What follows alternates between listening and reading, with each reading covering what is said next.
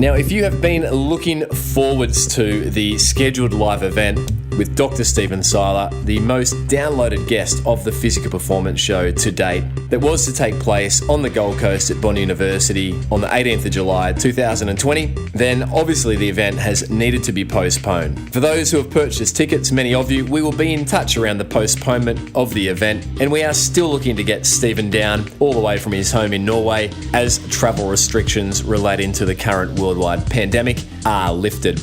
But good news in the meantime. I posted recently to social around the interest in supporting a 2-hour webinar with Dr. Seiler on the same theme, sustainable training for attainable endurance goals. Remember, Dr. Seiler is the world authority, the father figure, if you like, around the polarized /80-20 training approach. And my request for interest was met overwhelmingly with support. So on the 18th of July, we will be bringing you the option for a ticketed attendance for a 2-hour live webinar with Dr. Stephen Seiler, with further details for event registration to follow. So thanks for your support of the live event. We really are excited to bring you the webinar while we wait for travel restrictions to be lifted and the live in-person event to be rescheduled.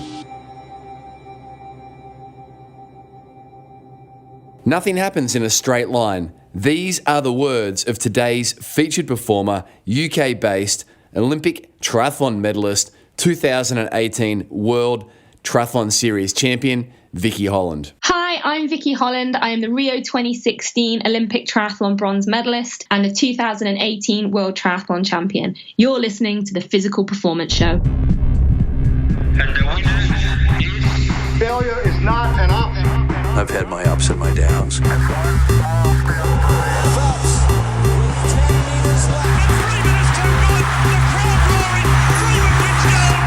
I think it's an absolutely breakthrough experience. Welcome to the Physical Performance Show, the show designed to inspire the pursuit of your physical best performance. I'm your host, Brad Beer. Listen in as we delve into how the world's top physical performers achieve their success, as well as the highs, the lows, and the journey of getting there. Let's get ready, set, let's go.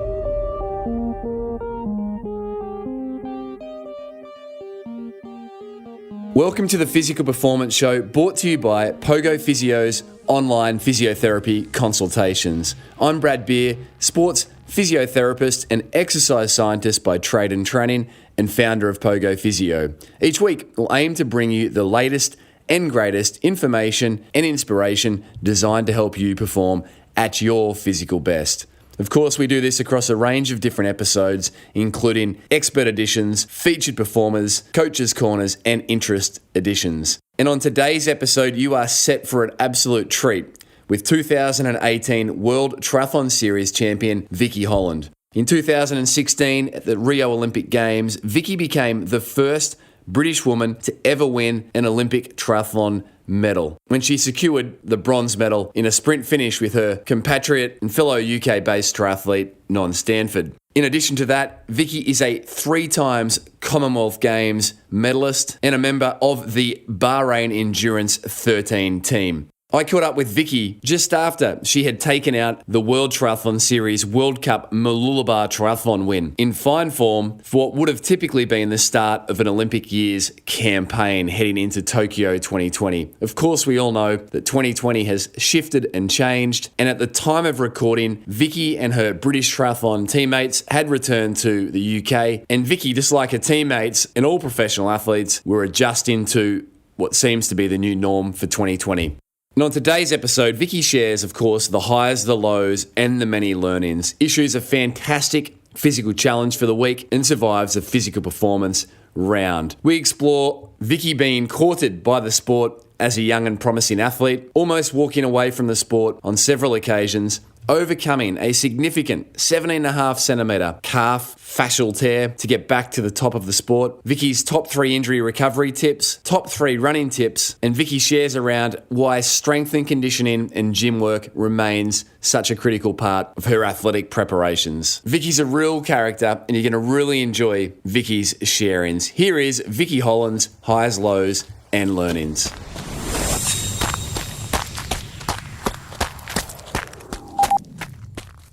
Vicky Holland, welcome to the Physical Performance Show. Thank you so much for having me on, Brad. It's quite the honour. Well, it's been quite the workup from first connecting with you circa 2018, Super League Triathlon Series, Mallorca, right through to April 2020, in this COVID era. So all good things are worth waiting for. Yeah, that's right. And it's been an interesting year and a half, and right now it's probably the most interesting it's ever been. Well, I think anyone breathing air at this time would have to say, yeah, these are, uncharted waters, with obviously the pandemic that we're all, navigating. But maybe we start with recent events. Vicky, you returned to some great form, taking out the Mooloolaba World Cup triathlon in fine form, which at this stage looks like it might be the only triathlon at an elite level for quite some time. So it must have been a bittersweet, in some ways, day. Yeah, I mean, a few friends have told me that this basically means I'm the world champion for the year. So I'm taking that. I wonder if Katie will be willing to share it with me. Just, she's reigning champ. I'm the only one who's going to race this year. So maybe we can come to an arrangement or something. The day in Mooloolaba was really strange in that the probably 2-3 days before that was where things really started to ramp up a little bit in Australia in terms of the awareness around coronavirus, the feeling that this was going to affect Australia, that it was going to become something really huge. Whereas for quite a long time, we'd felt in Australia, we'd been there for 6+ weeks at that point. We felt like this was something that was happening somewhere else. It wasn't, it wasn't part of what we were dealing with. But in the few days just before the race, it became such a big deal that we didn't actually think we were going to get to race. And it was only really on race morning that we thought, oh, wow, this is happening. We're going ahead here. We're going to get a race. And on the start line, I remember thinking, I don't think there's going to be any more races for like a really long time. At that point, we didn't know how long things were going to get cancelled for. I mean, we still don't now, but it did feel like this might be our only chance to race. And I just had this attitude of, you know what, if this is going to be your only time, just blooming enjoy it. And, last year I had a pretty down season by my own standards. I was pretty disappointed in the way I raced throughout the year, and I didn't quite hit any of the targets I'd set for myself. And this year I just really wanted to sort of refresh, start again, press the reset button. And I'd had a great block of training in Australia. I didn't think I was probably in the shape to win the race in Mooloolaba, but I knew I was doing okay. But to win it was pretty cool. And Mooloolaba is an iconic race. It's one of the first races I ever remember watching. I always remember the people I used to train with talking about it as being this huge race, and so many legends of the sport have won it. So it feels pretty cool that I've now won that race as well, and I get to sort of add that one to my resume. And you said you were disappointed you didn't hit your targets in 2019, but it looks like hitting 1 out of 1's it's a 100% strike rate if that's how it proceeds for 2020. So it's a complete swing. Yeah, I'll definitely take it. Take it. And Vicky, I mean, you've scaled the heights of the elite triathlon world with your World Championship crown in 2018, being crowned the world champion on the Gold Coast, Australia, an Olympic bronze medal in Rio. There's Commonwealth Games gold in the mixed relay. There's very little you haven't got your hands on in the sport of elite triathlon. But rewinding the clock, how did Vicky Holland find her way into the sport of triathlon? Did you grow up aspiring to be an elite athlete? I believe the Olympic flame always is burnt quite bright in you. Yeah, I think the one thing I'd say is that I watched my first Olympic Games when I was 6 years old. That was Barcelona, so it gives you an idea of how old I am. And I remember watching a couple of British athletes winning Olympic gold medals. And I distinctly remember we won the men's 100 metres on the track, so, real blue ribbon event. And I remember watching Linford Christie win it and running around my living room, not really understanding what had just happened, but knowing that it was so special and it was really cool, and feeding off like the excitement from my parents as they were watching it as well. And that for me was this spark of an Olympic kind of I don't want to say a dream because I don't really know if I dreamt about it then, but it was like an Olympic kind of fire that burnt in me. And I just thought it was the coolest thing. And I didn't know what I was going to do. I didn't know what sport I was going to do or what I'd be good at, but I knew I wanted some of that. I wanted to be at the Olympic Games, and I wanted to be successful at the Olympic Games. So for me, it was a case of, I want to go there. What shall I do? What sport shall I do? And I just started swimming around that age. So that was my first sport, my first love. I took up athletics when I started doing cross country running, which led on to athletics at secondary school. So from age about 11 upwards, but I didn't even really know what triathlon was until I went to university. And I think before that, I'd maybe just about seen a tiny bit of one on TV when it was in Sydney Olympics. And because I remember thinking at the time, I knew that we had a medal hope in it because we had Simon Lessing. And I remember watching a bit of it, and he didn't do very well.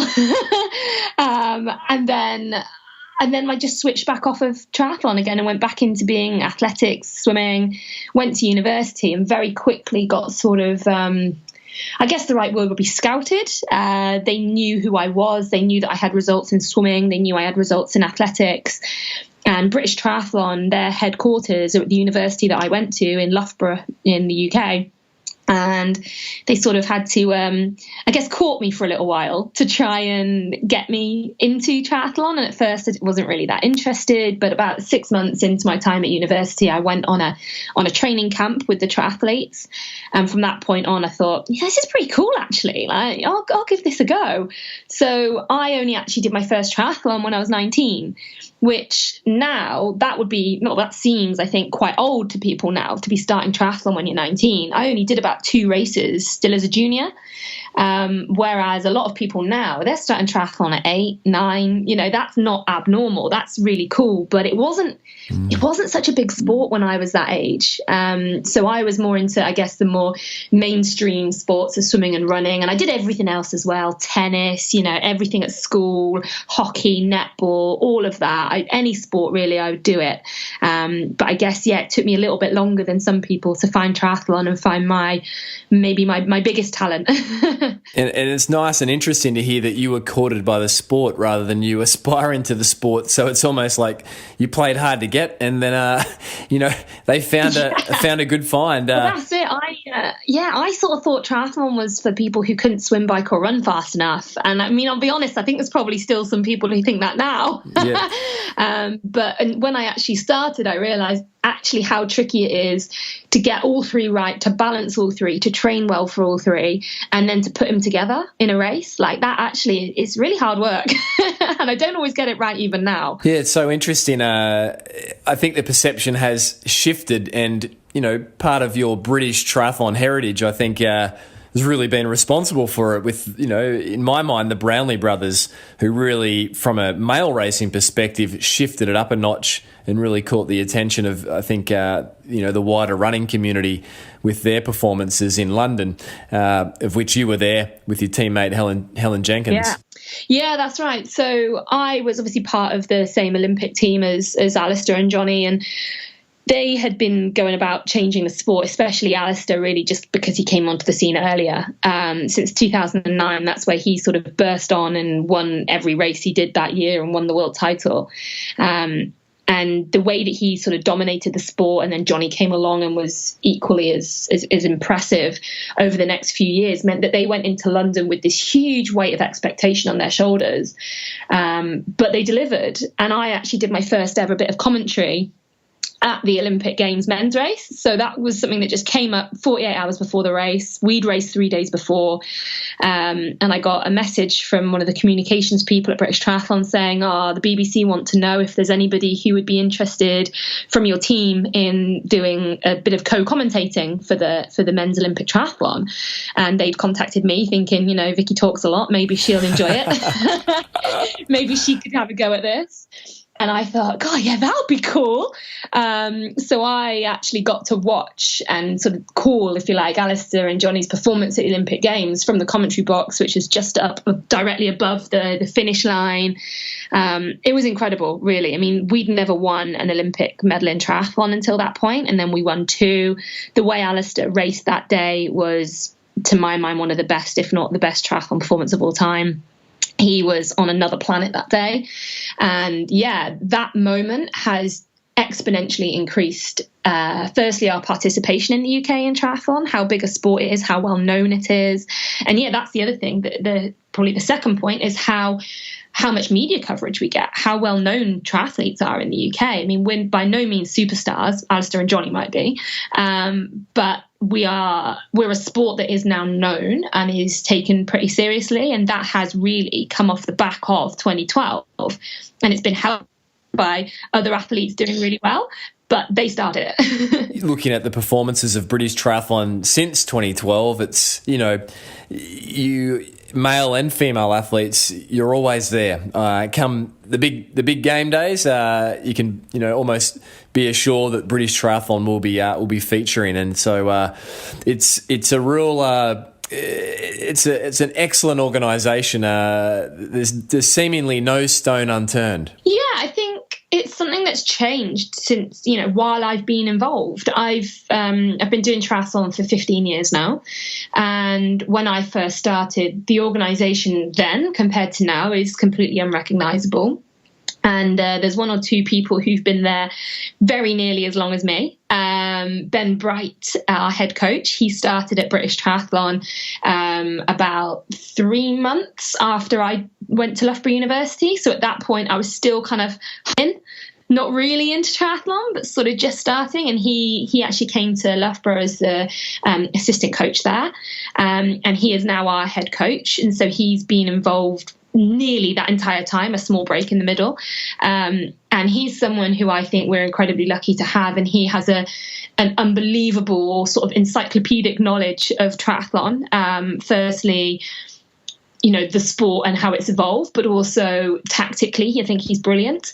And I think, I just think we're really lucky to have him. And we're in an era now where we're sort of led by Ben, but the coaches that have come through underneath him and in the time that he's been in charge now kind of share that same passion and diligence. And there's a real attitude of what can we do to make you better rather than how can us athletes make the federation look good, which I do think is something that was probably there a little bit when I first started. Now it does feel like the federation is about the athletes and how we can be the best we can be. Yeah, fantastic. And your coach, your own partner, Rhys Davey, how does that relationship play out? Coach, partner, there must be moments of tension. Never.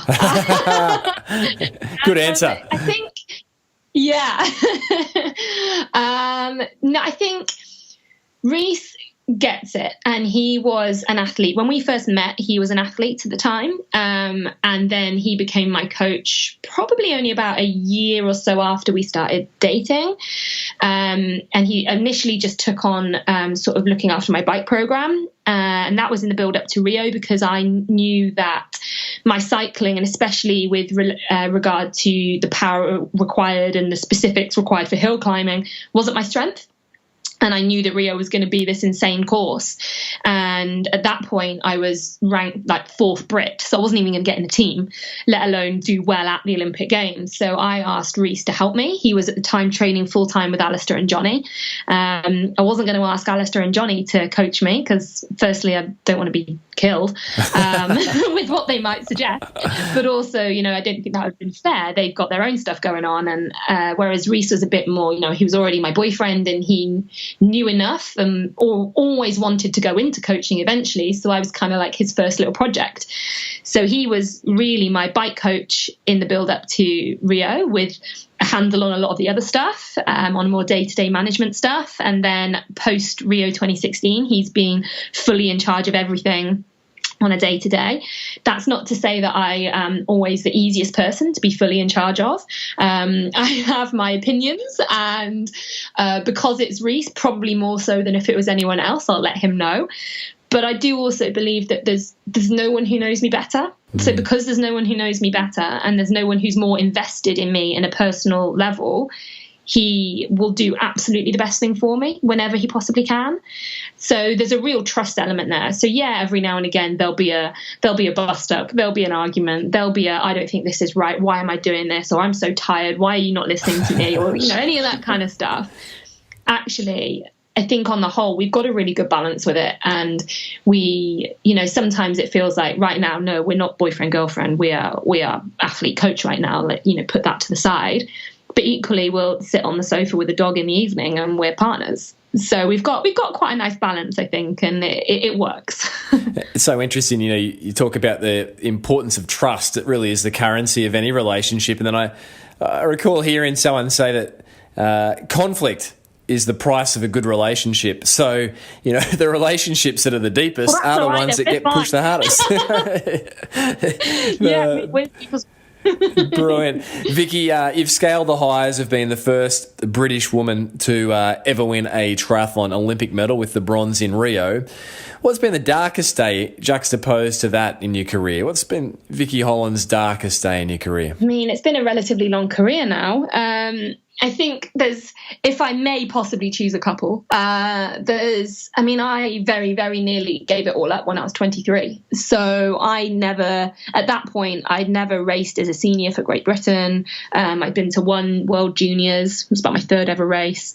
I just was a bit lost. I wasn't funded at the time. I was on my own. I didn't have a coach.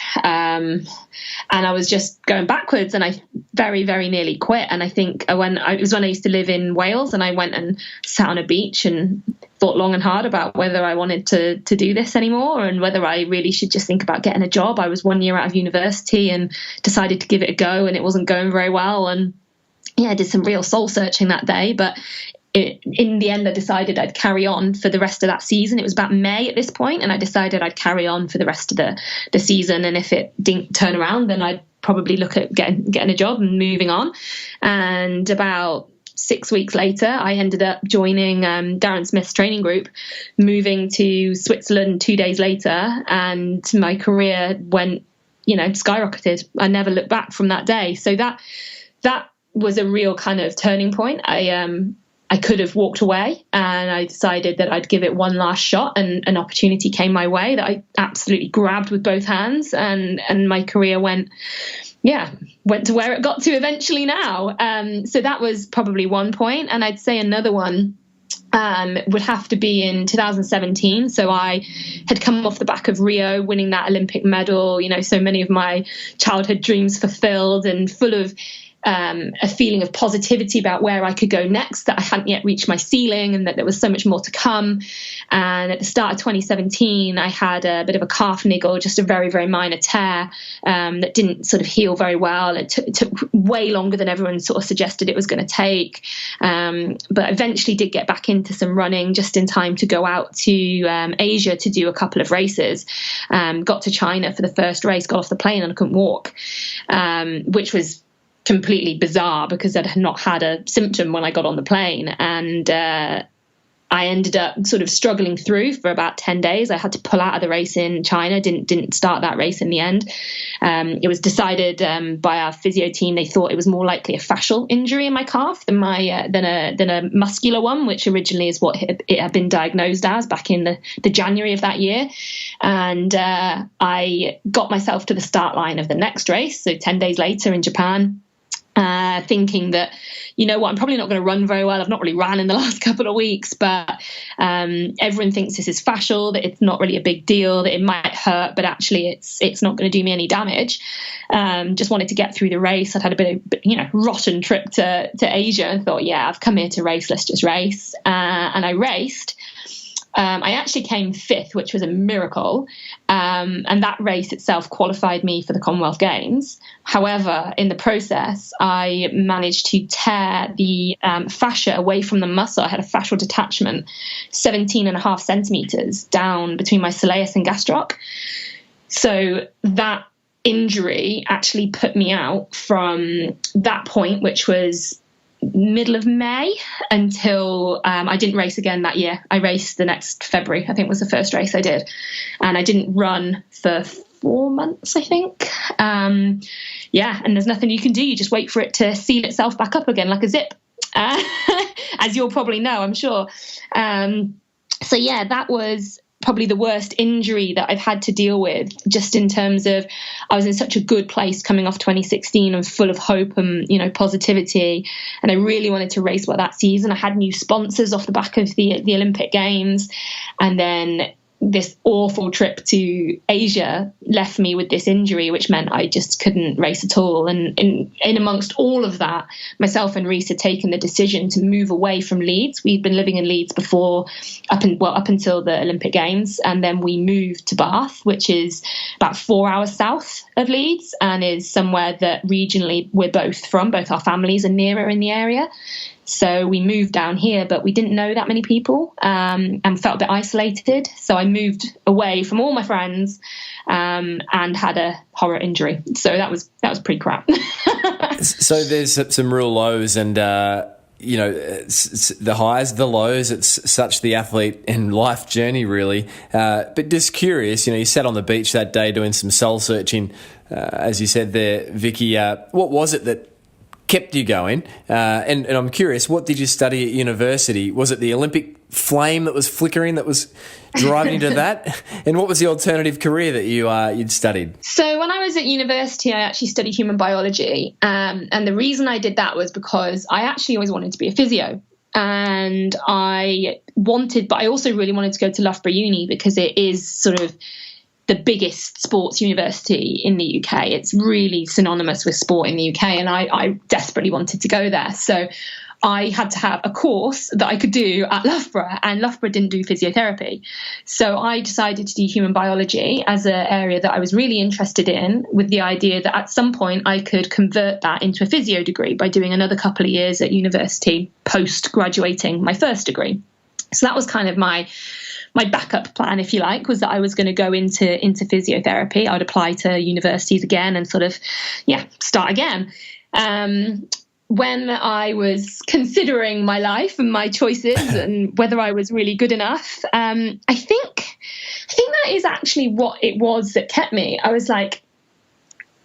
going, for that rest of that season. What I made that decision was I still believed deep down that I could do it. I still believed that I was good enough, that I was this teenager who'd won national titles as a runner. It's like, that doesn't just go away. That isn't just a fluke. Like I was good. I had something there. I had kind of wasted my time through university a bit. I'd lived that university life. And I don't regret that, especially now. I absolutely don't regret that. I think it was really important for me at that time to live as a student and enjoy it. But it did mean that on an athletic level, I had to let things slip a bit.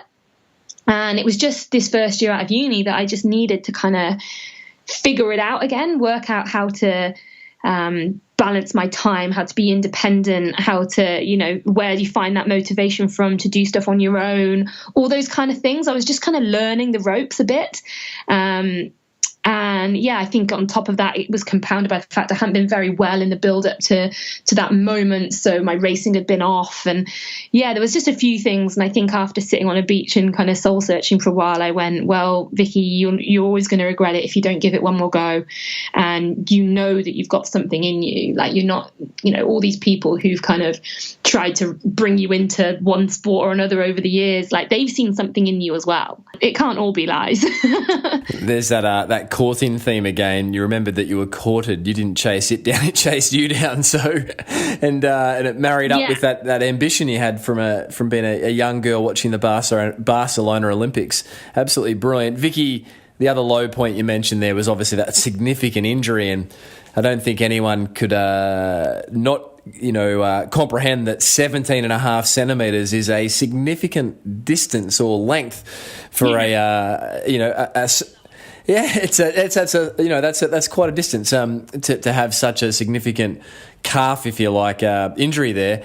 Yeah. The psychology of injury, I often feel is a greater threat to an athlete or anyone's well-being than certainly the physical pain of it. So what would be, we'll play a game of top threes here, Vicky. What would Vicky Holland's top 3 tips be in coming back from significant injury? Vicky's top 3 tips. I think the first thing is to not expect it to be perfect straight away.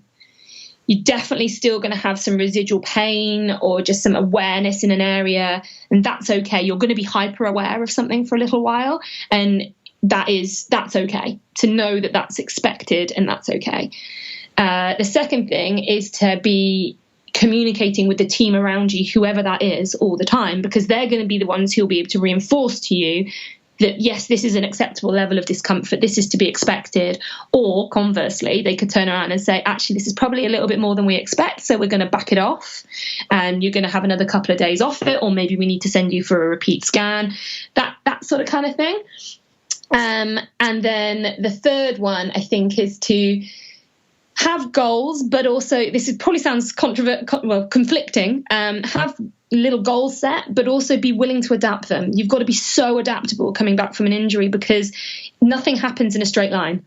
Nothing even happens in a curve. It happens in, like steps, and then drop-offs, and then spikes, and you've almost got to be prepared for anything, but know that if you can readjust your goals, that you'll be absolutely fine. So whether that's, okay, well, at the moment my goal is that I'm going to be, and with my physio we've decided I'm going to be running on the Ultra G in 3 weeks. If in 2 weeks' time they say to you, we think you're going to need another week because you're just not quite there yet, you have to be able to take a day, get your head around it and go, okay, fine, another week. I'll do my rehab exercises for another week and I'll be ready to go. So those are probably my 3 biggest tips. I'm not sure if you even caught what you just said, but I think it's really the theme for 2020, Vicky. You said nothing happens in a straight line. Right. Yeah. And your top 3 tips: don't expect it to be perfect straight away. Communicate with the team around you and have goals, but also be willing to adapt. They're so applicable to any physical ailment or injury. Practically, Vicky, coming back from such a significant, soft tissue injury, what were the phases you went through? And I'm curious what your return to run, protocol comprised of in the early days. Yeah, so for me, there was a long period. First off, I was on crutches, no weight bearing at all. Then I was weight bearing in a boot. Then I was finally walking. And then we started with running on the Ultra G. And so that started with very much, I think I started at about 80% body weight. And then we went up from there. Once I got to running I think I got to 95%. We went all the way up. Basically, we didn't get me onto the road until I'd gone over 90% body weight on the Ultra G. And when I was doing that for about 40 minutes, then it was decided that I could go outside. And I think my memory of that is that I actually pushed it a little bit with the team around me, in that I'd done about 6 weeks of running on the Ultra G, and I said, I can't do this anymore. Like I can't do this anymore. I need to get out on the road or on the grass. I'll go back to running 1 minute on, 1 minute off if I can go on the grass. So eventually I ground them down. I went onto the grass, and I was fortunate enough that we didn't have any further setbacks. But to sort of relate that to that first point I just said about not expecting it to be perfect straight away, mine really wasn't. I could feel things in that left calf of mine for a long time. For a long, long time, I could still feel things, and just this gentle awareness of stuff in my calf. Sometimes a little bit more than an awareness, and it had to be something that I balanced with, this is an okay amount of pain or awareness. Like, I don't like to use the word pain, and this is not okay. So it was really not completely linear. But the one thing I had to really do was reassess my goals, because my goals when this happened were that I wanted to get back to racing, and I thought that I could get back to racing for the end of the season. That year, the world final was in Rotterdam, and I thought if I can be back for Rotterdam in September, then that'd be really great. And that's, what's that, 4 months on? I thought that I'd be able to do that. Well, truthfully, by the time Rotterdam happened, I was just doing my first run. So I had to really kind of reassess what I thought was possible, and just take it back down to, okay, I can't do that, so I can do core stuff in the gym, I can swim, that's about it. Be willing to adapt. Someone once told me that, Vicky. In terms of strength work, can you recall you probably tentatively started loading it up with some calf raises, and how far did you end up taking that, through to what sort of upper end or upper ceiling of strength work? I have so my gym coach that I work with now actually became my gym coach just as I got injured. So he got handed a lame duck, poor guy. And I still work with him now. So we're now, nearly 3 years on from that point. And to this day, my gym program that I am in the gym doing twice a week, and at points I do it throughout the winter, I do it once a week at home as well. My whole first block of 4 exercises is all calf related, and I still do that now. So that's kind of how extreme we ended up going with, we have to keep on top of this. It has to be done all the time. So there are, even from whether that's straight leg or bent leg, just single leg calf raises, non-weighted, but doing up to 18, 20 reps per leg, because they need to be able to have that stamina in them. But then on top of that, I do calf raises on the Smith machine, but I load that up quite single leg calf raises, but we're talking like probably about 30 kilos on the Smith machine. And then on top of that, I do ISO holds, where again, you're looking at around 85, 90 kilos. So pretty heavy sort of isometric holds. We built that up. Obviously, we didn't start at that, but we've got to the point now where that's pretty normal for me. And we put plyometric work in there as well. We do drop jumps, skipping, hurdle jumps, all these kind of things that are not just for the calf strength, but they just help keep everything in good order. And I've done that, like I said, now for 3 years, and touch wood, not had any more problems with my calves. And the fascinating thing, and this makes my physio heart sing, Vicky, is circa 50% of propulsion comes from below the knee. The hardest working muscle across any speed in running is the soleus. So it's almost like an injury can be a mixed blessing, in that if you rehab correctly and well, like you've clearly done, you can't help coming back being a more typically injury-proofed and hopefully resilient, sometimes and more often than not, powerful athlete. So I think you've really exampled that. Yeah. Well, hope so. And it went okay the following year. So, yeah, I think I've ran as well, if not better than ever, since I've come back from that injury. And I do think that's a testament to this massive rehab program that we put in place. And we're pretty diligent with it. It's something that we review all the time. And we might be small tweaks that are made to my gym program, but there will always be this element of calf work that we keep in there. And I'm a big believer in plyo type stuff. It's actually probably my favorite thing to do in the gym.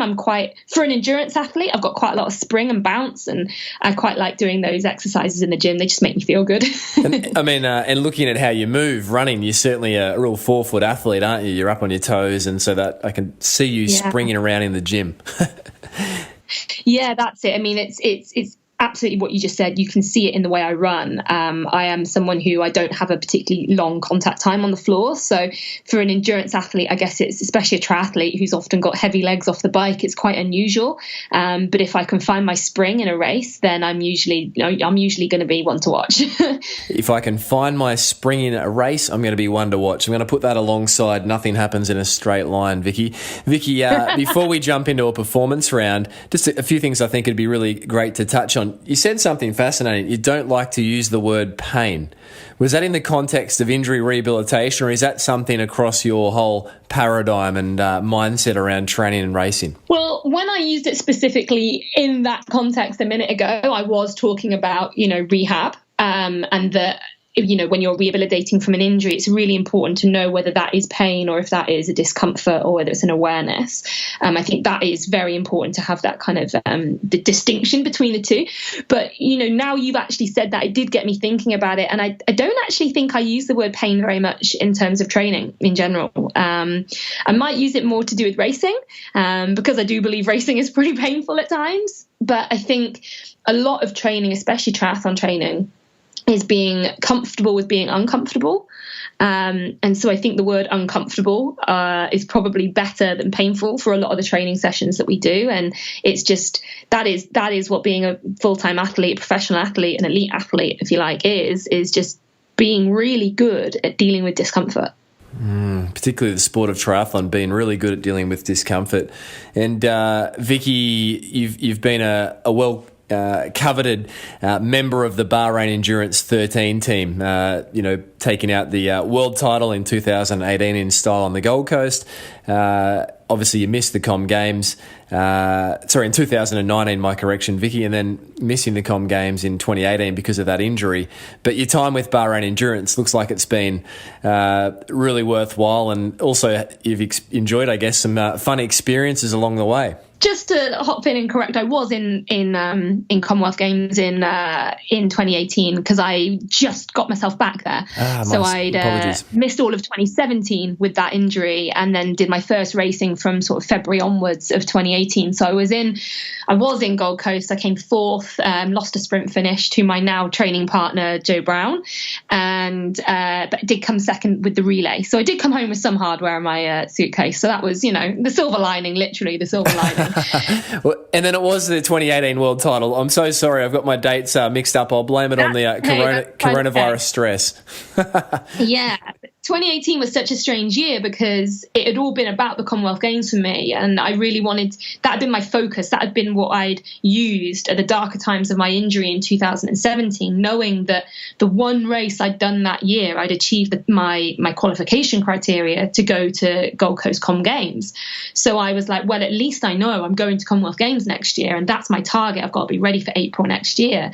And we did this huge winter of training because when I would normally have been taking a bit of time off, I was just getting going again. So I was really ready to go by the time Commonwealth Games came. But I think what I actually done was probably overcooked myself a little bit.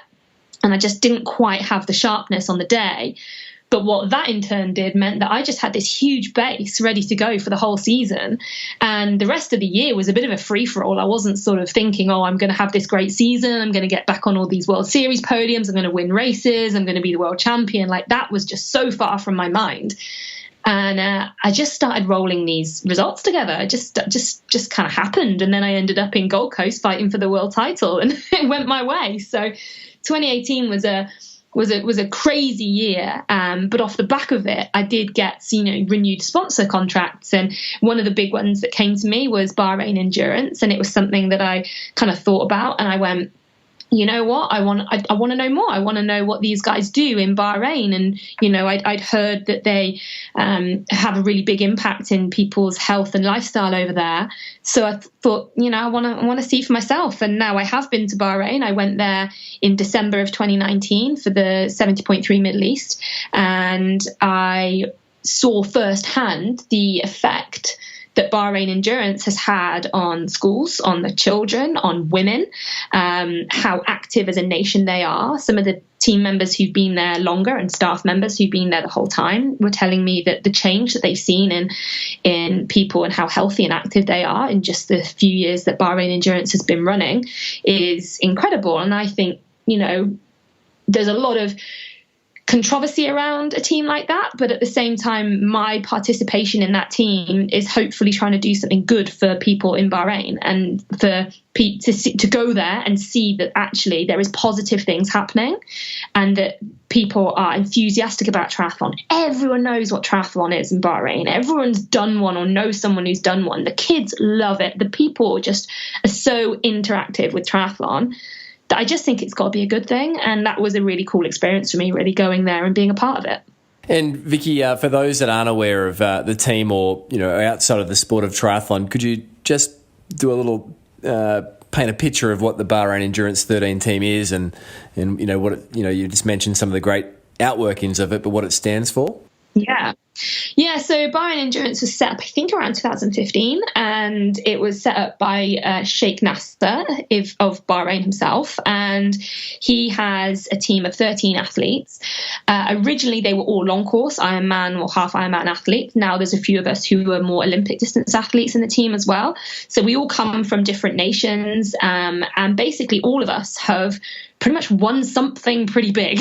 There's no one in the team who hasn't got a world medal or an Olympic medal. And that's a really inspiring group of people to be a part of. And in December this year, I'm sat at dinner with Alistair Brownlee, Jan Frodeno, Daniela Reef, Holly Lawrence. These are names who are at the top of our sport. You've got Javier Gomez and Vincent Louis as well. And they've got everything covered from para-triathlon through to Ironman, absolutely everything. And all these people coming together, I just found to be a really inspiring group of people, because you sit there with a load of people who've got this real can-do attitude. There's an attitude of, I can achieve it because I'm going to put my mind to it and I'm going to do it. And that is such a infectious attitude. And I remember coming home, I'd been really ill. I'd had this horrible cold going out there and a chest infection. And so I hadn't really felt very good and very well while I was in Bahrain. But I remember coming home and being so motivated to just get back into training and being like, these guys, they make me want to do better things. And that's pretty cool.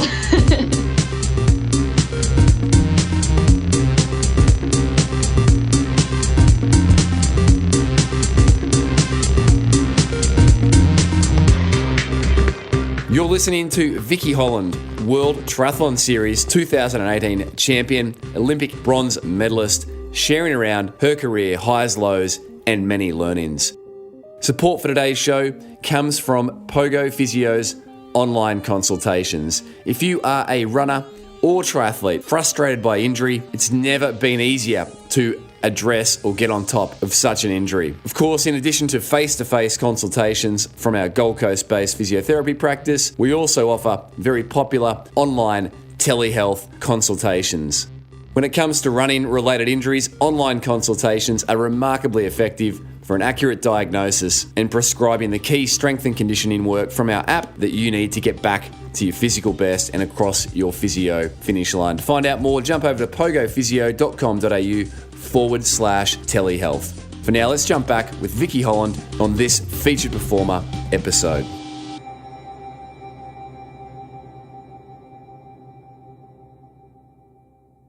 All right, Vicky, are you ready for the physical performance round? I am, as I'll ever be. You can chalk this up as a training session. Here we go. Training session most disliked? Threshold bike work. It's not my forte. Can you be specific? So anything that's around LT2 on the bike. So it might be something that's like 4 by 10 minute efforts holding that really comfortable being uncomfortable, that pace. That is something that I struggle with. Training session most loved? Track. Running on the track. Absolutely love it. 4 by a K, 5 by 800, that kind of thing. Over speed work. So we do a lot of things on the track that are not at our race pace, but faster. That I absolutely love. It's my bread and butter.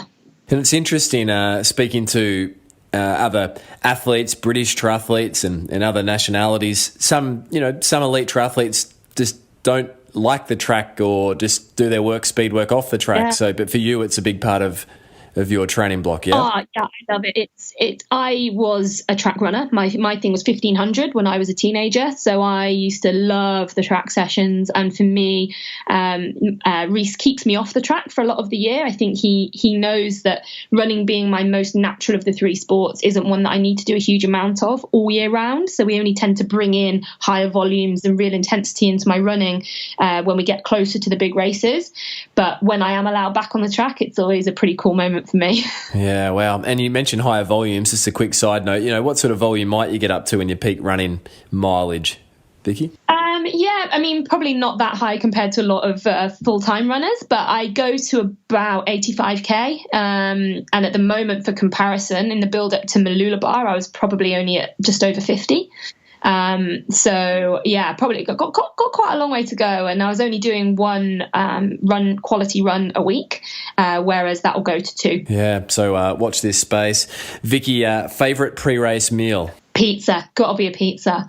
It's great. It's tasty. It gives you a great excuse to eat a pizza, and on top of that, it's pretty consistent in that you can get a pizza anywhere in the world. So when we're racing in, gosh knows where, then it's usually a fairly high chance you can find a pizza. Yeah. Did that fuel you to your 2020 Mooloolaba victory? Absolutely. What type? gosh, I can't remember what I had before that race. It will probably have been something quite plain. I stay away from the really exotic toppings the night before a race, so it'll usually have been like a ham mushroom type thing. Ham and mushroom, there you have it. What is Vicky Holland's bedtime and morning time like, typically, through a training block? Yeah, so I am by nature a night owl, but I do try and bring that forward a little bit. I struggle in the mornings and I'm always wide awake at night. So we try and make it more like usually about a 7:30 morning and about a 10:30 evening. So that's kind of normal for me. But there is a bit of wiggle room there, and sometimes sessions mean that we have to be up a little bit earlier than that. When I was in Australia, my whole body clock was completely shifted because we were doing so much so early there. We were up, for swimming, 5:30 in the morning for swimming, so we were up at 4:45. So my whole body clock was on a different schedule out in Australia. And you're outside, not just in the pool, but out in the ocean. You're in the pool with Rayleigh and Ryan at the Pizzey Park, the coveted Pizzey Park, but then you're out Burleigh Beach with Phil Clayton, an Australian surf lifesaving icon. Yeah, it was really an amazing experience, actually. I think first day in the pool with Raylene, I think there was a few of us that were a bit overwhelmed. It's quick fire. It's everyone just get in, muck in, get your work done, get out again. Frantic, trying to work out what the drills are that she's saying and what the set means, because everyone has sort of slightly different lingo. And we're like, oh my god, okay, go. It was intense. I think we all came out like mentally exhausted. But after the 5-6 weeks of being there, I think every single one of us felt that we were swimming better than when we got there. And then to go to the stuff that we did with Phil in the open water, that was really our main reason for going to Australia for this winter camp. I say winter, UK winter, Aussie summer. We'd come over to do a lot of open water swimming. And Ben Bright, who I mentioned earlier on as our head coach, he really wanted us to do some work that could develop our open water skills, and bringing in a surf lifesaver is a bit different.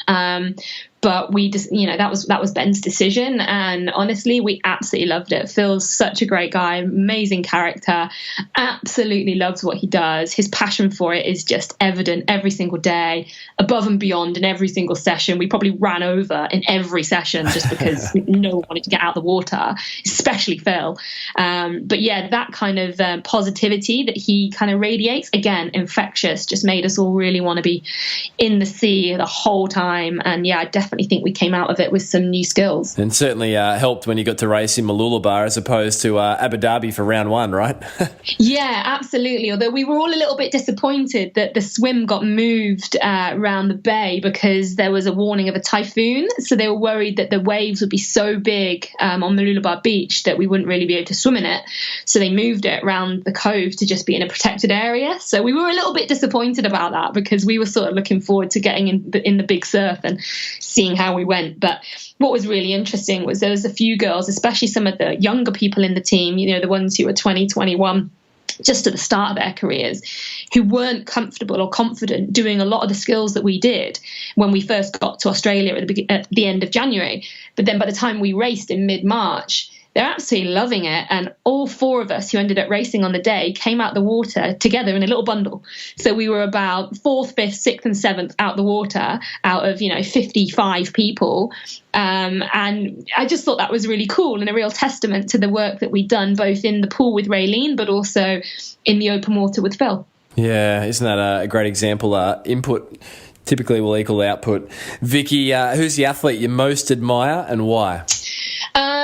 I've gone for someone outside of triathlon, and I think, well, actually, I've gone for two people. I've cheated again. I'm sorry.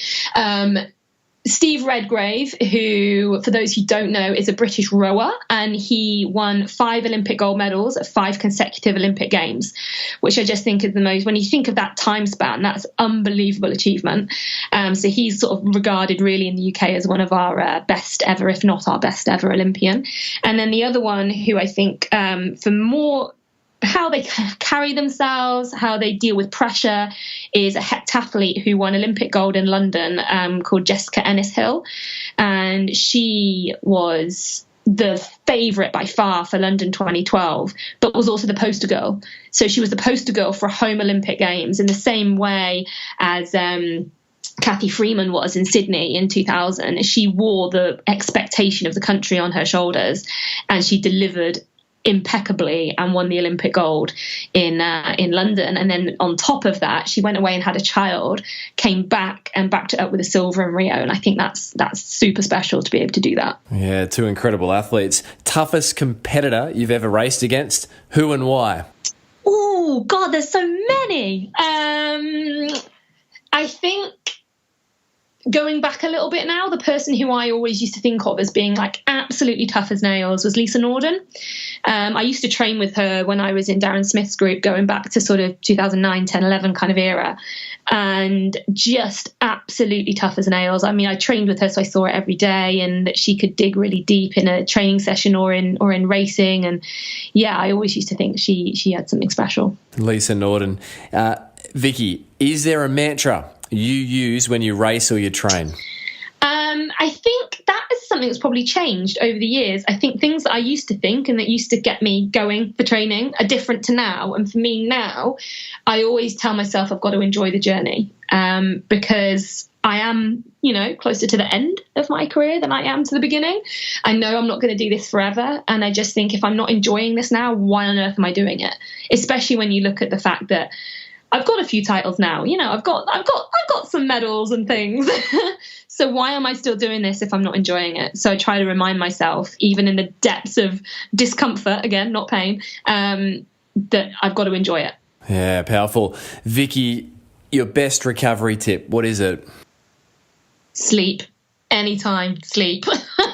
Sleep anytime and anywhere, right? Absolutely. Anytime, anywhere. Because sleeping, then you're not on your feet. So it's pretty much those two things, sleeping and try and be off your feet. Yeah, so interesting.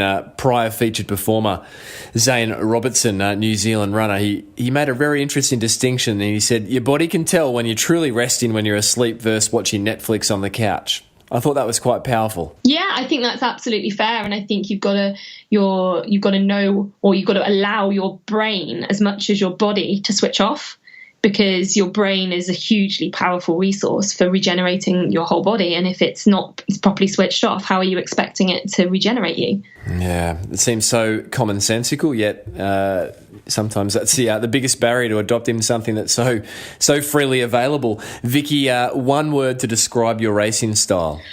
Oh, God. Okay, that's not it. I like to think positive, in that I'm not afraid to get stuck in amongst it. If I'm at the front, I'll keep being stuck amongst it, and if I'm at the back, I'll keep being stuck in amongst it, and I'll keep going until I cross the line. So it's not over till it's over. So I like to think I'm a positive racer. Positive racer.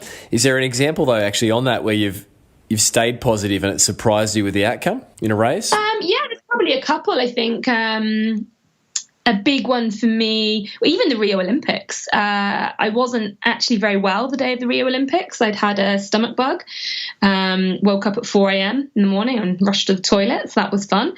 Won't give you any more details there. But yeah, I think by the time I actually got down to the race to go, my attitude to the whole race was, you work really hard for this, just go and see what you can do. And each phase of the race, that was exactly how I kept thinking. Okay, well, you're in the swim pack, that's good. Try and move forward a few places, try and be positive with this, try and get the best line for the swim exit. Okay, on lap 1 on the bike, right, they're probably going to attack up the hill, so just keep putting yourself towards the front so that you can cover anything. That was a continuous theme through the bike, positioning, trying to make sure I was ready to cover anything that might happen, and putting myself on the run. And then again, it's seeing, okay, how fast can I run? Oh no, that my stomach can't deal with that. Right, okay, I have to go a bit slower. Okay, build it up again. Just trying to work out what you can do and how you keep a positive frame of mind, even though some people would think the worst thing that can happen to you at 4 a.m. on the day you're racing the Olympics 7 hours later is to wake up with a stomach upset. Well, actually, it's not, because it doesn't mean it's all over. So that was a big one for me, I think, where I kept a positive mindset to it and came away with a pretty big prize. Yeah, what a great example. An Olympic medal, the first British triathlon female Olympic medal, mind you. Vicky, how would you describe being in the zone? How would I describe being in the zone? I think it's a bit of something probably taken from mindfulness, is just feeling really present in everything that you're doing, having a real kind of intention behind everything that you do and understanding why you're doing it. For me, that kind of manifests itself, especially in triathlon racing, when I'm able to be really tactically savvy. Because I know exactly what I'm doing, I know exactly why I'm doing it, and I know what I'm hoping to achieve, and hopefully then am achieving. So yeah, I think being present in what I'm doing. When was the last time you were in that zone? Oh, I think in Mooloolaba, I have to say, I think I felt really like I was in control that day, that I just knew what I needed to do at any one time. I knew where I needed to position myself. I knew why I was moving through the group at this point, why I wasn't worried about doing it at this point, all those sorts of things. You make 100,000 decisions during a triathlon, especially one where it's draft legal. But knowing why you make those decisions and being able to make the right decision in the right split second is something that is a real skill, and is something that I think I have honed over the years. And honed through getting it wrong at times, or honed through just repeating the same strategies that have worked well, like thinking positive? A bit of everything. I think it is something that in general I'm quite good at. I think most elite performers, especially elite performers who've had real success, are good at dealing with pressure in one way or another. And I think for me, racing, adrenaline, pressure, whatever kind of you want to throw in there, heightens my ability to make good decisions. So on the whole, I think I am tactically better when I'm put in a pressure situation than maybe I would be in a training session. So I think the first thing is that it's maybe quite natural for me. But then on top of that, you know what? I've made terrible decisions in races. There's a few things that I was doing even a couple of years ago in the swim. I was getting really scatty. I'd be sort of following someone's line in the swim and see that there's another line, a couple of meters to the side of me that looks like it's going faster. So try and jump over to the other line, but realize by doing that, I've actually made a complete mess of it. And I should have stuck with the person I was with and that sort of thing. So I've definitely made decisions that I shouldn't have done, but I learned from those, and I'm also quite good at coming back afterwards and evaluating them and saying, well, that was a mess up. What have I done that for? Okay, well, I'm not going to do that again. And it is pretty rare that I make exactly the same mistake twice. Yeah, I mean, that's got to be the trait of a peak performer, right? Try not to make the same mistakes twice, and also being able to execute under pressure, like you said, when it really matters on the big days, which leads to, as you said, some nice hardware from your career thus far. Vicky, you are out of the performance round. Before we throw to your physical challenge for the week, just curious, as you said, the run's perhaps your most comfortable leg. You had a impressive junior running career, track included. What are your top 3 running tips, Vicky? You run beautifully. Anyone that sees you run can see you moving so well. What would Vicky Holland's top 3 running tips? We're still in this game of threes here. I think if I start with one for people who are not runners but want to be runners, I would always say don't go straight into running 30 minutes a day every day. You'll hate it. It's horrible. You'll feel awful. Don't do it. Do not be afraid to build things up really slowly. And that, I guess, continues through to runners, no matter whatever level you are. Don't jump. Don't make too big a jumps. Build everything up really slowly. Never increase more than about 15% on a week. Don't go more than that when you're increasing volumes. But when you're right at the beginning, don't be afraid to do run walks. Always give yourself enough time to progress. So that's the first one. I don't really know how to summarize that one. I like give time to progress. I think that captures a lot of what you said. Give time to progress, number 1. Yeah, definitely give time to progress. The next one I'd say is always include some speed work. I think for so many reasons, it's great for your biomechanics. It's great to progress no matter what level of the sport you're at. It also changes things up a bit. It's a bit fun. I say always including some speed work in there is important, no matter whether you're an ultra runner. I mean, I know you've spoken before with Tom Evans, and he does speed work in his training, and he runs ultra marathons. So I think it's, if he's doing it, then anyone can do it. Yeah. And then I think the third one is, and this is something that's probably a bit individual to me, but I'd say find people that you want to run with. And in the COVID era we're living in right now, that might not be the best advice. So maybe save this for a time when we're not socially distancing anymore. But running should be fun. It should be enjoyable. And for me, I do enjoy going for runs on my own, but actually I really enjoy getting through those miles, sometimes in the winter, sometimes when I'm a bit tired, with people to chat to. The time goes so quickly. And I just think it makes it a really enjoyable experience. So I always try and encourage people to make it as social as possible. You're listening to 2018 World Triathlon Series champion and Olympic bronze medalist Vicky Holland, sharing on her career, highs, lows, and many learnings. If you missed last week's episode, it was a cracker featuring US-based marathon and ultra-marathon guru Mike Wardian. Here's a little snippet of what you missed.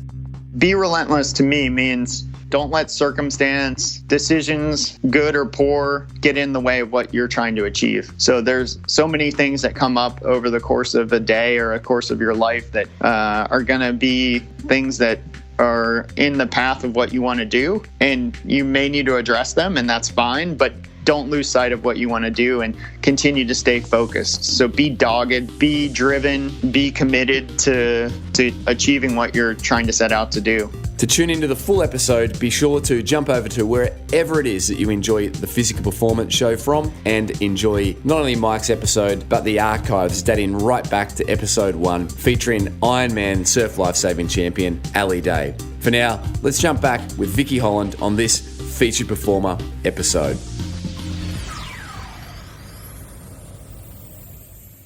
Vicky, the physical performance challenge for the week, the physical challenge for the week. What is Vicky Holland's challenge going to be? Yeah, so I was thinking about this and I decided, because most of the world is sort of stuck indoors at the moment, and I still wanted to make this like a physical challenge, I decided to include some stair running. Now, I realised that in the UK, virtually all houses have stairs, but I know that actually there's a lot of places in the world where they don't. So this might not be quite as good as I originally thought it was. But for example, in my garden, I have a set of about 18 steps. And inside my house, I've got another set of about 10 steps. And I did a session in my garden the other day where I ran full tilt up the stairs. So you're sort of bounding at least 2 steps at a time up the stairs. And then running back down the stairs, fast feet, turn around and go again, and try and do 2 minutes of that, absolutely full whack. It's unbelievably hard just to do 2 minutes of it. It's a challenge, but you'll feel good at the end of it. So that was what I was going to suggest. It might not be quite as good as I'd hoped it would, seeing as a lot of people might not have access to stairs anymore. But that was what I was going to go for. I like it. It's unique, and so we're going to bound up the stairs, and we're going to do fast feet down, trying to hit 2 minutes. So the 2 minute Vicky Holland stair challenge. I've got to ask, you didn't stop at 2 minutes. I presume you went, there was more. I did. Well, no, I did 2 minutes and then I took 2 minutes off and then I went again. So I did it as blocks. So you could always do it as like a 30 seconds on, 30 seconds off, then build up to 45 on, 45 off, then up to a minute on, a minute off, go all the way up to 2 minutes and then go back down again, go in 15-second increments up to 2 minutes and then back down again. That's quite a nice little set. Or you could do it as reps of that 2 minutes with taking equal recovery at the end of each one. But it's a tough one. It really does pinch. Yeah, and so great plyometric work, like you mentioned before, particularly for below the knee. I think that's why I like it. Yeah, absolutely brilliant. I like that. Vicky, if you could boil everything that you've learnt through your extensive athletic career to date into one piece of advice for listeners of the show to help them perform at their own physical best, what would that solitary piece of advice be, Vicky? I think it's got to go back to something that I touched on just a bit ago about enjoying your journey and knowing that it is your journey and it doesn't have to be in line with what anyone else is doing. It's not your coach's journey as much as you hope that they are intertwined with your own and that they're on the same page. It's not for your parents. It's not for anyone else. It's your journey. And as long as you know why you're doing it, then you should be able to enjoy it and enjoy the process, whether that means there's highs, there's lows, whatever that is. You've got to embrace it all because you'll only regret it if you don't enjoy it once that comes to an end. Enjoy your journey. Powerful. Vicky, I must ask, what is it that still drives you? You've accomplished so much. And, the shifting Yeah. of the goalposts, obviously the Olympic Games now get pushed out a year. What is it that still drives Vicky Holland? I've thought about this a lot, and I've had to think about this a lot because I am now an older athlete, because I'm someone who's looking at, how much longer do I want to go on for? When you get to that point, you've kind of got to go, well, why am I still doing this? And the really big reason is that I don't believe I quite reached my ceiling. I still believe there's a little bit more to squeeze out. And I think if I didn't believe that, I would probably step aside, but I still believe there's just a little bit more that I can get out of myself that means that I can have another day like I did in Rio, another day like I did when I won the world title, that kind of stuff. So I'm still driven by this desire for perfection, this desire for that perfect day. That's something that I don't know if you'll ever get, and especially in a sport like triathlon, because there are so many variables and factors that come into it.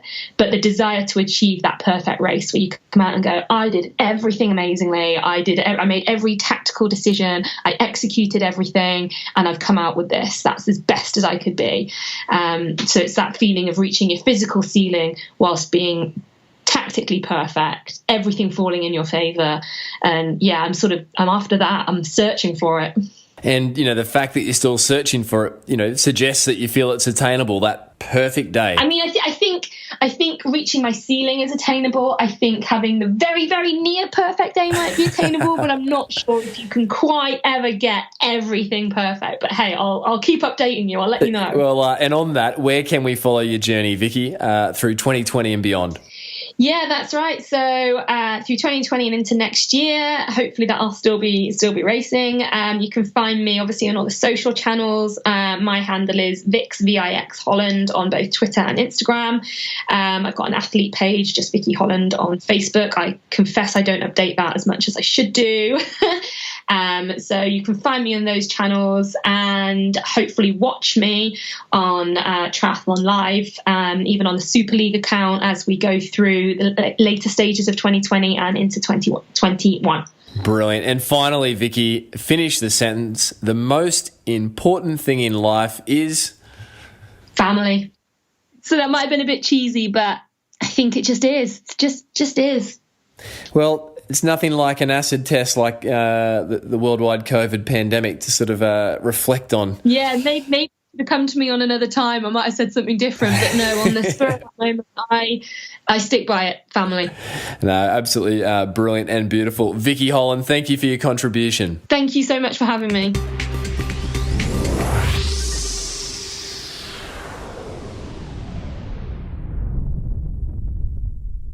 So there you have it, another episode of the Physical Performance Show, and I trust and I know you enjoyed Vicky Holland's share-ins. If you did, then please jump over and firstly give Vicky a follow on social. She's easily found and available over at Vix Holland, VIX Holland, HOLLAND on Instagram, and let Vicky know what it was that you took from her share-ins. Don't forget to keep the podsies coming. They are a whole lot of fun. That's simply a screenshot of the episode that you're enjoying and tagging in the show at Physical Performance Show, my handle at Brad_beer, and they come through and they're always a whole lot of fun to see where it is and what you're up to whilst you enjoy the show. A massive thank you to those leaving ratings and reviews over on iTunes. It really is a buzz to see the reviews coming through. And certainly if you've been enjoying the show for several episodes or more, then if you'd consider jumping over to iTunes, it really does help and is so motivating in bringing the show out each and every week. Thanks for hitting subscribe if you're after the show coming into your device each and every week as we go live on a Thursday evening. Massive thanks to the very good folk who make this show possible each and every week. Daryl Misson, our audio engineer, Susan Wilkin on all things show administration, and Matthew Olding on all things show graphic design. Keep an eye out for the upcoming Dr. Stephen Seiler, acclaimed sports scientist, godfather, if you like, of the polarized training approach to endurance training. We will be opening registrations very soon for the upcoming 2-hour webinar with Dr. Seiler, Sustainable Endurance Training for Attainable Endurance Goals. If you have a question for Vicky Holland, then we have our Facebook page available where you can post a question and we'll endeavour to get that answered for you after the episode goes live. So jump over to Facebook and find the page at the Physical Performance Show, and there you're welcome to post up your question for the week's featured guests. Now, talking about featured guests, we have a smorgasbord coming your way. Up next on the Physical Performance Show, we bring you an expert edition all about training and racing in the heat. And the featured guest is Dr. Dan Plews, based out of Auckland, New Zealand. Dan's resume is spectacular. In addition to his PhD, his years spent working with some of the world's best triathletes, including Terenzo Bozzoni and the New Zealand Olympic rowing team, Dan himself is a remarkable long-course triathlete who holds the age group world record for the Hawaii Ironman World Triathlon Championships, set in 2017, with a blistering 8:24. And if you are looking to better understand the best way to prepare for an event that you know is going to be held in the heat, or just how to get the most out of your training when it comes to heat adaptation, cooling strategies, hydration, this is an expert edition you're not going to want to miss. So that's Dr. Dan Plews coming your way on next week's Physical Performance Show episode. Following Dr. Plews, we go on a further smorgasbord of fantastic guests. We'll share with you a conversation I recently had with Ironman triathlon legend Cam Brown, also hailing from New Zealand, Australian swimming superstar Michael Klim, and news just in. Coming up on the Physical Performance Show in the coming weeks will be Vicky Holland's Great British Olympic teammate Johnny Brownlee. Johnny having been the bronze and silver medalist at the London and Rio Olympic Games triathlons. So, until then, keep pursuing your physical best performance. I'm Brad Beer, and this has been the Physical Performance Show.